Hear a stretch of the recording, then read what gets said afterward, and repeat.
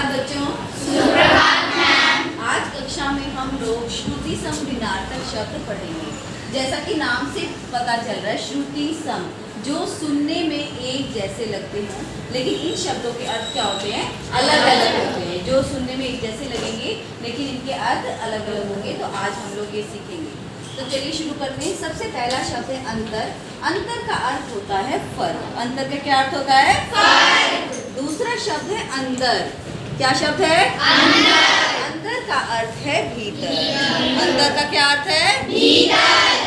अंतर मतलब फर्क, किसी चीज में डिफरेंस करना, और अंदर मतलब भीतर, जब कोई चीज किसी चीज के अंदर होती है। ठीक है, जैसे डब्बे के अंदर सब्जी रखी है तो वो उसके अंदर हो गया और अंतर हो जाता है फर्क। जैसे कि राम और श्याम में बहुत ज्यादा क्या है?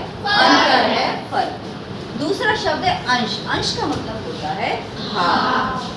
उससे अगला है अंश, जो देखने में एक जैसे सुनने में लग रहे हैं ना। अंश, अंश होता है कंधा, आपका शोल्डर के हो जाता है, और अंश हो जाता है भाग। जैसे पुस्तक का कोई एक भाग हो तो ये उसका अंश है। मान लो कोई चैप्टर है तो उसका भाग है, वो उसका अंश है, और अंश हो जाता है आपका कंधा।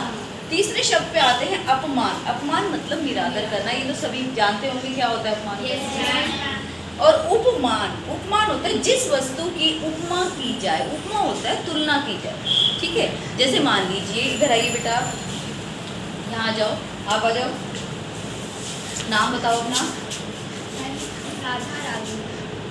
राधा और रागनी। जैसे हम तुलना करें कि रागनी के बाल राधा से बड़े हैं, तो हमने क्या कर दी? तुलना कर दी। तो यहाँ पर क्या हो रही है? उपमान, जिस वस्तु की उपमा की जाए, यानी कि तुलना की जाए। राधा की रागनी से तुलना की जाती है, वहाँ पर उपमान आ जाता है। तो यहाँ पर इंसान ही नहीं, कोई वस्तु भी हो सकती है, कोई चीज भी हो सकती है। अगला शब्द है अतल। क्या शब्द है? अतल। अतल का मतलब होता है गहरा। कितनी चीज, पानी कितना गहरा है, समुद्र कितना गहरा है, नदी कितनी गहरी है। तो जिस चीज में गहराई आ जाए, कई बार कोई बर्तन की बोल दिया जाता है इसकी गहराई कितनी है, वो क्या होता है? अतल होता है। फिर है अतुल। अतुल का मतलब होता है जिसके समान कोई दूसरा ना हो। प्राय भारत में बहुत सारे बच्चों का नाम जो होता है, माता पिता अतुल रखते हैं। अतुल मतलब जिसकी समान कोई ना हो, मतलब जिसकी तुलना ना की जा सके, जो बहुत ही अच्छा। ठीक है, अगला शब्द है अलसी। अलसी क्या होता है? एक तिलहन होता है, एक बीज होता है। मम्मी को बोलना, आपको किचन में दिखाएगी, तकरीबन घरों में होता है अलसी। तो अलसी एक तरह का क्या होता है? बीज। जैसे तिल होता है ना, तिल से थोड़ा सा आकार में बड़ा होता है और भूरे रंग का होता है। फिर है असली। असली मतलब सही। जैसे हम प्योर कह देते हैं, भाई ये घी असली और ये वाला घी नकली है। चीजें होती है ना, कपड़ा भी आ जाता है, हाँ ये प्योर कपड़ा है, ये असली और ये नकली है, तो सही और गलत हो जाता है। फिर है आलसी। आलसी होता है सुस्त। हमारी कक्षा में भी बहुत सारे बच्चे आलसी हैं, मतलब सुस्त हैं, जो लेट उठते हैं, स्कूल जाना है बिना नहाए ड्रेस पहनी आ गए, है ना, वो क्या हो गए? आलसी। नेक्स्ट है हमारा मात्र। मात्र का मतलब होता है मात्रा। फिर है मात्र। मात्र 2 रुपए में ये चीज आ गई। मैं कहूँ मात्र 2 रुपए में मैंने ये चौक ले लिया। मात्र मतलब केवल। मात्रा मतलब तोल, कि मात्रा में कोई चीज क्वांटिटी में कितनी है, 2 किलो है, 4 किलो है, ठीक है, तो वो क्या हो जाता है? मात्रा मतलब तोल आ जाता है। उसमें उस चीज की क्वांटिटी कितनी, वो कितनी मात्रा में। अगला शब्द है आपका प्रणाम। प्रणाम करते सभी। प्रणाम मतलब नमस्कार। नमस्कार कैसे किया जाता है? हाथ जोड़कर किया जाता है नमस्कार। सभी को आता है नमस्कार करना? हमें किन्हें नमस्कार करना चाहिए? अपने से बड़े सभी को हमें नमस्कार कहना चाहिए। चलिए अगला शब्द देखते हैं। अगला शब्द है प्रमाण। प्रमाण का मतलब होता है सबूत। क्या होता है? सबूत। आपने देखा होगा बहुत सारे टीवी सीरियल्स वगैरह में या टीवी में, जहाँ पर कोर्ट का सीन दिखाया जाता है, वो कहते हैं आप सबूत दिखाइए तभी वो बात साबित होगी। या फिर कई बार कई बच्चों का झगड़ा हो जाता है तो सबूत के तौर पर 2-4 बच्चों को बुलाया जाता है, बताओ तुमने देखा था उसने क्या क्या, होता है ना कक्षा में, तो वहाँ पर सबूत हो जाता है। उसका मतलब उसका शब्द क्या होता है? प्रमाण। प्रमाण का अर्थ सबूत। अगला शब्द है योग। योग करना मतलब जोड़ना, जिसका निशान क्या होता है? योग, जिसको आप प्लस करें। अगला है योग्य। योग्य मतलब लायक। मान लीजिए कोई कार्य, तो हम कहेंगे इस कार्य के लायक ये बच्चा है, ये योग्य है इस सीट के लिए, पद के लिए, बच्चा योग्य है, इसको मॉनिटर बनाया जाए, है ना। तो योग्य मतलब लायक, मतलब उसके अंदर उतनी क्षमता है, उतनी क्वालिटीज है कि वो उस कार्य को कर सके, योग्य।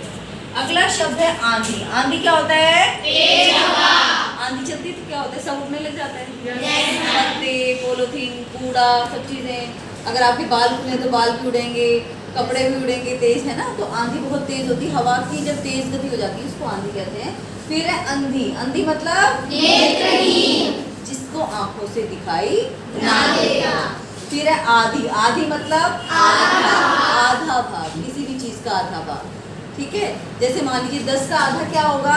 5। आधा कैसे करते हैं? 10/2 क्या हो जाएगा? 5। आधा हो गया ना इसका। असमान। असमान जो समान ना हो, इससे पहले ही बताया था, जो इक्वल ना हो। कितनी भी सारी चीजें हैं, बच्चे ही लगा लो आप, सब में कोई भी एक समान नहीं है। किसी में कुछ गुण है, किसी में कुछ गुण है। तो असमान मतलब जो समान ना हो। अगला है असामान्य, जो विशेष हो, मतलब जो असामान्य हो, दूसरों से हटकर हो, स्पेशल हो। ठीक है, उसको बोलेंगे असामान्य। जैसे कहा जाता है कई बार, ये जो बालक है ये असामान्य प्रतिभा वाला है, मतलब ये बहुत ज़्यादा टैलेंटेड है दूसरे बच्चों से हटकर। अगला शब्द है परिणय। परिणय क्या होता है? विवाह। अब तो मोस्टली शादी के कार्ड जो हैं वो इंग्लिश में छपने लगे हैं, लेकिन हिंदी के जो कार्ड होते हैं उनमें लिखा होता है परिणय बंधन में बंधने जा रहे हैं डैश एंड डैश, मतलब ये और ये है ना, लड़के और लड़की का नाम होता है। परिणय बंधन होता है विवाह का बंधन। ये शब्द याद रखना, परिणय मतलब विवाह।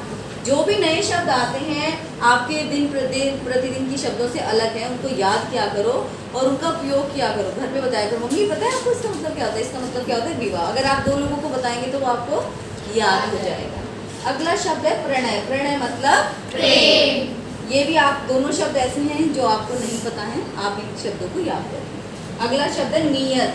ये मतलब निश्चित करना, नियत करना। फिर है नियत। ये नियत है और ये नियत है, मात्राओं का डिफरेंस है सिर्फ, इसमें ही अर्थ परिवर्तित हो जाता है। इस नियत का मतलब है इच्छा। उसकी नियत बहुत अच्छी है, उसको भाई कभी भी कितना भी काम हो, कितना उसके हाथ में पैसा आ जाए, वो कभी घोटाला नहीं करता। नियत अच्छी है मतलब वो ईमानदार है। यहाँ पर ये शब्द खत्म हुए। सभी बच्चे इन शब्दों को दोहराएंगे अच्छे से और याद करेंगे।